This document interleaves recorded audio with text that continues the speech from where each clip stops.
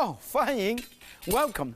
Do you know that Vancouver's Chinatown is definitely the oldest in Canada? It's a wonderful enclave that appeals to people of all ages and ethnic backgrounds. Here, you can savor world-renowned Chinese delicacies and enjoy its diverse culture and flavors. Well, the stove is on. We have got our ingredients, and I'm ready to cook. But first, walk with me through Vancouver's Chinatown.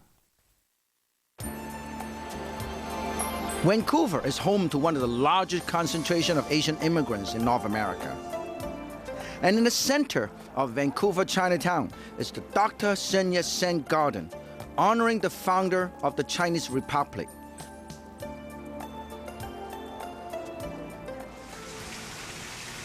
Dr. Sun spent many of his formative years in Southeast Asia and North America. And this authentic Chinese garden is just one of the many memorials honoring him in Chinatowns on both sides of the Pacific. It's the only full-size classical Chinese garden outside of China. Chinese artisans use ancient construction techniques to build it. The cup here always ready for the dinner gong. And I'm happy to provide a little lunch.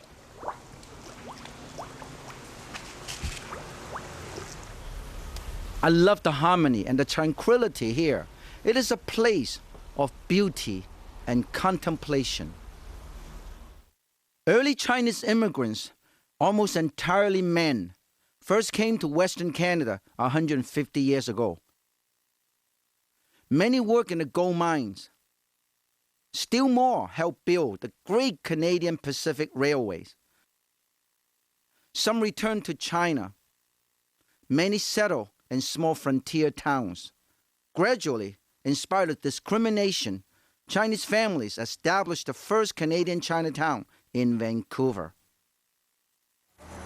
In Vancouver, the once small Chinese settlement has grown into a center of Chinese culture.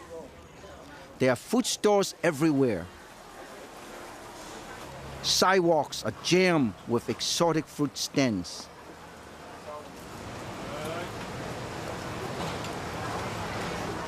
Nearby, there is the Victoria restaurant. In this kitchen, the menu has gone to the birds, at least to the squabs. The chef is making us big squab and fresh mushroom. Add cooked pieces of squab to straw mushrooms. Now button and black mushrooms. Put it all together in foil and bake.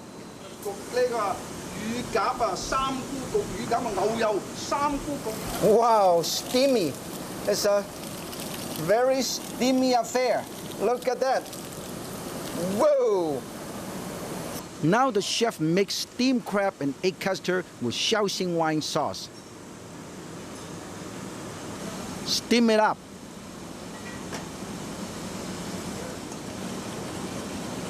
The juices become a wonderful sauce.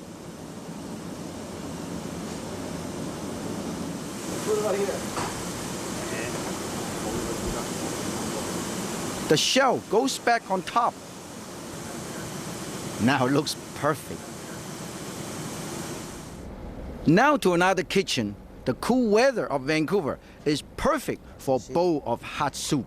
And Chef Kwong of Fortune Garden is making good fortune fish chowder that will warm you right up. The main ingredients are fish and tofu. Ginger vinegar. White pepper. Instead of adding the vinegar and pepper to the soup, the chef adds the soup to the spices. Tangy, spicy, soft tofu, delicious fish chowder. Now, just how do you cut tofu? Very carefully, that's how. Look at Chef Kwong's amazing knife skill.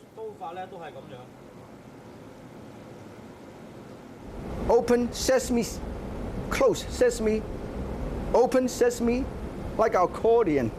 After braising for 15 minutes in a master sauce, mixed with all of these, you're gonna have something like this. Then you serve it in a nice plate. This is braised chrysanthemum tofu. Last but not least, lobster. Most Chinese restaurants in North America have Kung Pao chicken on the menu. But if you see Kung Pao lobster like this, go for it. First, lobster pieces in the shell. Then stir up vegetables, sauce, and lobster meat.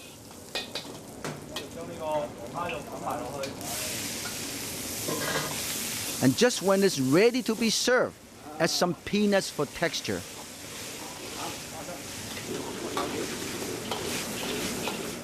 A perfect banquet dish. It is colorful and festive.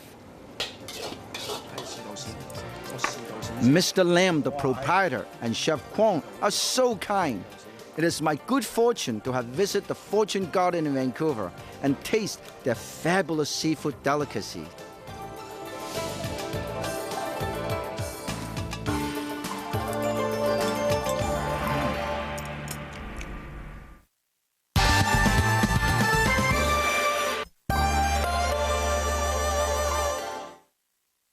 I'm cutting some soft silken tofu into thin slices like this. Very careful, very careful, and handle with care. Look at this.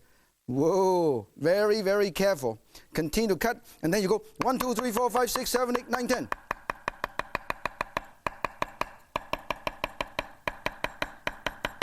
You know, what I'm doing is cutting something like this, nice and thin. I'm going to put them all together like this.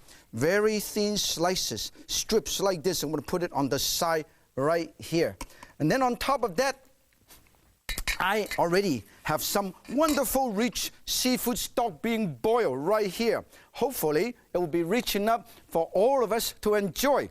Here, I have some Chinese celery. This is Chinese celery. Look at this. This is wonderful because this has a very strong fragrance. Let me smell this, okay? It smells very good. I use this for soups, for stir fry, for casserole. It just gives me a lot of flavor.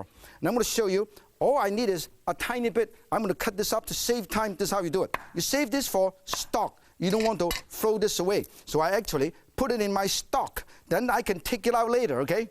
And in the meantime, I cut this up into little small slices like this. Small slices. Okay? Very nice. And I put this also over here.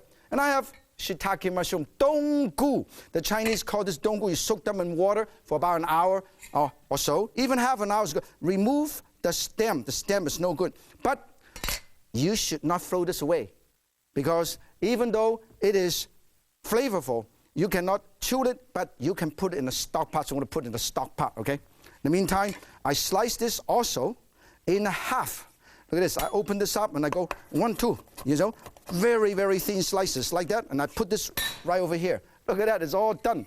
And then if you happen to have some Chinese broccoli, this is gailan, Chinese broccoli. You can also use the stem to add some texture. And I just happen to have it. If you don't have it, hey, no problem. You don't have to have it.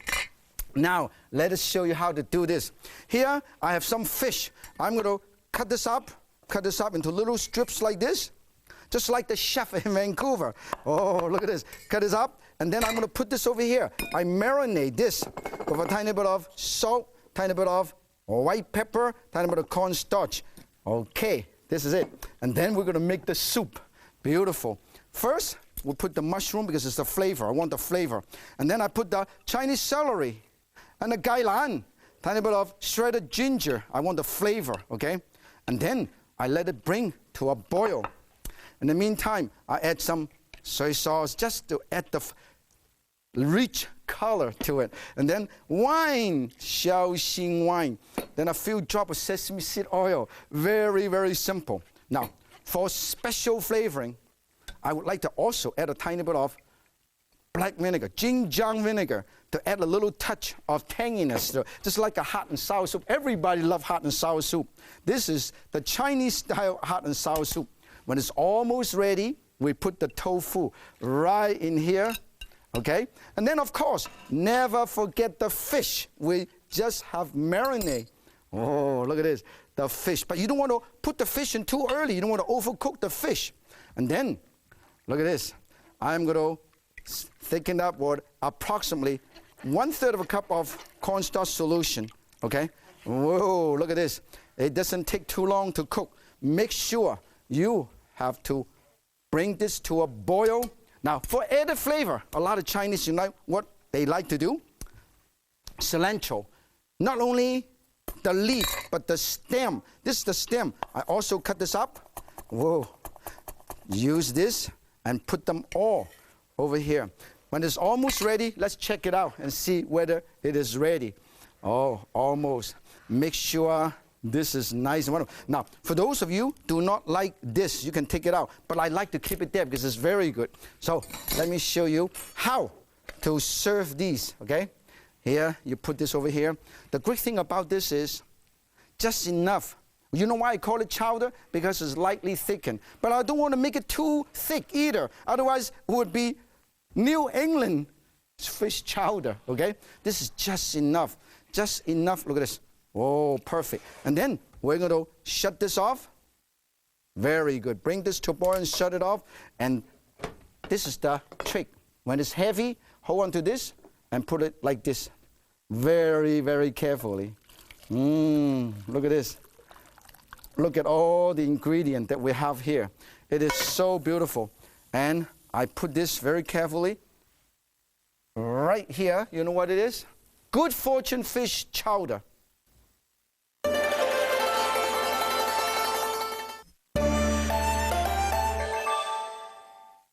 I am opening and get some lobster meat out. Let's push, push, and push the whole thing out. Now, make sure you're nice, clean. And then I cut this up right here. And I go 1, 2, 3, 4. Set aside, put it right here. You know what I'm going to do? I'm going to marinate my lobster tail. I love lobster. You have seen a lot of dishes. Go, kung pao chicken, kung pao shrimp, kung pao beef. Very rarely you see kung pao lobster. This is what I'm going to make to you. Make this for you today. Tiny, tiny bit of white pepper, tiny bit of salt, tiny bit of cornstarch. As I said, always marinate your protein, whether seafood or beef, with cornstarch. Help to seal in the juice, give that nice shiny glaze, and also give that nice velvety texture. Set it aside and put it right here for the time being. And then we're going to cut up the asparagus. Now, you might wonder why Chinese chefs love to cut the vegetable at a slanted angle. That's the reason. You see? Slanted angle. Slanted, slanted, and slanted. You see? Why you do that? Give an example. Here is a piece already cut up, and here's a piece already cut up about this long, right? If you cut it right here, this is about the same length, but the fiber is running from this direction, one end to the other. It's long fiber, chew your jaws off. Here, on the other hand, the fiber is only about this thick. Look at the difference. This long and this thick, the same length. That's why you always cut a slanted angle. It cooks faster, more flavor comes out, and that's the reason why you do that. Okay. Slanted angle, slanted angle, slanted angle. Besides, it looks much nicer. Now, we're going to get ready to cook this wonderful, hot, and spicy lobster tail, kung pao style. Okay, when this is nice and hot, all you have to do is put some, this is important, 1 chili. This is mild lip. This is a hot lip. Hey, this is no lips.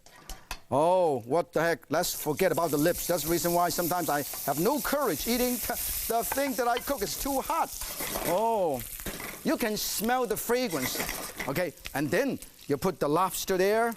Now at home, you can just do it like this. Okay? In restaurants, sometimes they oil blanch the lobster, just like the chef, the great chef in Vancouver. They oil blanch. But at home, you can just stir fry this. Very simple. And then see. With a tiny, tiny bit of, whoa, whoa, from Beijing. Oh, this is so wonderful. And then we're going to put the rest of the vegetable right here. Straw mushroom, green onion, asparagus, and also some of these wonderful carrot. And then put it right over here. Continue to stir. Whoa, you cannot take the heat. Get out. Oh. Look at this. And then you put a tiny bit of broth, a tiny bit of soy sauce, a tiny bit of extra wine, Now, final touch, a tiny bit of black vinegar, Jinjiang vinegar. What makes Kung Pao is sweet, spicy, and hot. And of course, tiny bit of sugar, okay? And then this is the unique sauce called the La Dou Ban Zhang chili bean sauce. I'm going to use this is from Sichuan, a lot of them. So this is going to be so good. Oh, stir. I'd like to make a little bit more sauce because I want you to be able to put this over rice or spaghetti. Oh, look at this. This is so beautiful. And then let us thicken this up. Make sure they're nice and hot. Now, when you stick in a dish, this is how you do it. Move the food away. See the liquid? You put it right in the middle where the boiling liquid is. In the last minute, Sichuan dish always use a tiny bit of sesame seed oil. Not a tiny bit, a lot. Almost 2 teaspoons. And the dish is basically done. It's so beautiful. Now, if you want to make more broth, hey, no problem. A little bit more broth, give more sauce. You know what? Look at how beautiful this is. Never overcook your dish, particularly seafood. And when this is done, I'm going to show you how to serve these. This is so beautiful. Okay. And then put all these wonderful. And then you put your nuts towards the end because you don't want. This is the nut. This is what makes Kung Pao. Salted nut. And then put the tail right here. Look at this. This is so beautiful. I'm going to show you a dish everybody can do at home. This is the flaming, fiery Kung Pao lobster.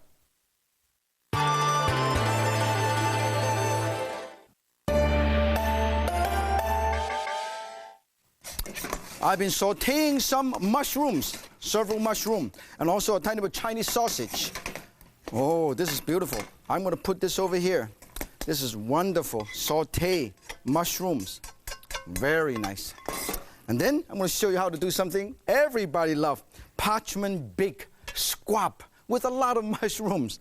Okay? If you want more mushroom, by all means. Okay?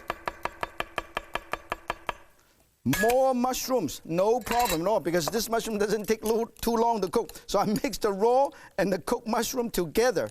Okay? And then we'll show you how to cut up the squab. Here is a squab. Just in case you don't have squab, no problem. You can buy some game hen like this. Just buy a piece of game hen or spring chicken. And then I'm going to cut this. Okay? Okay? This is the little backbone. It's nothing here. So we remove this. There's not much meat. So we remove it. So you have a beautiful piece like this. Look at that. All you have to do is set it aside and marinate this. I'm going to come over and marinate this a little bit of soy sauce, okay?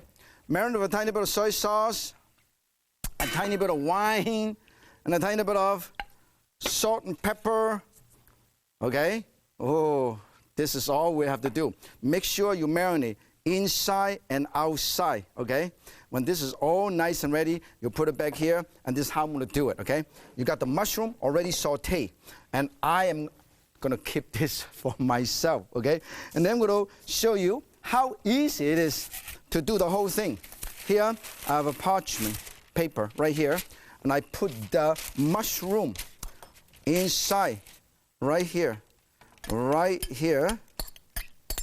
okay?